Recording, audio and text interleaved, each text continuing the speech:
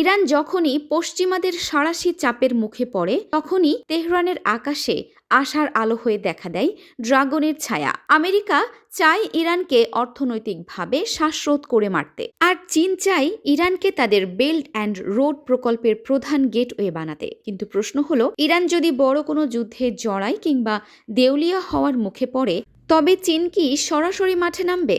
আজ আমরা বিশ্লেষণ করব বেইজিংয়ের সেই ৩ গোপন চাল যা ইরানকে খাদের কিনারা থেকে ফিরিয়ে আনতে পারে।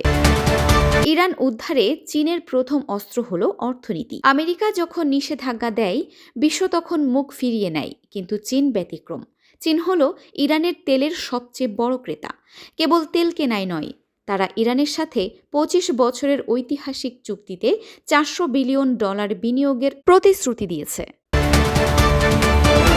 যখন ইরানের রিয়ালের দাম পড়ে যায়, তখন এই চীনা বিনিয়োগই অর্থনীতির ফুসফুসে অক্সিজেন দেয়। বেইজিংয়ের বার্তা খুব পরিষ্কার, তোমরা নিষেধাজ্ঞা দেবে আর আমরা ব্যবসা বাড়াবো। এর মাধ্যমে চীন পশ্চিমের নিষেধাজ্ঞা নীতিকে অকার্যকর করে দিচ্ছে। চীন কি সরাসরি যুদ্ধে নামবে? হয়তো সৈন্য পাঠাবে না, কিন্তু বেইজিং যা করছে তা যুদ্ধের চেয়ে কম নয়। ইরানকে আধুনিক রাডার, ইলেকট্রনিক ওয়ারফেয়ার প্রযুক্তি এবং স্যাটেলাইট ইন্টেলিজেন্স দিয়ে সাহায্য করছে চীন। ওমান উপসাগরের যৌথ নৌ মহড়া আমেরিকার জন্য এক বড় সংকেত।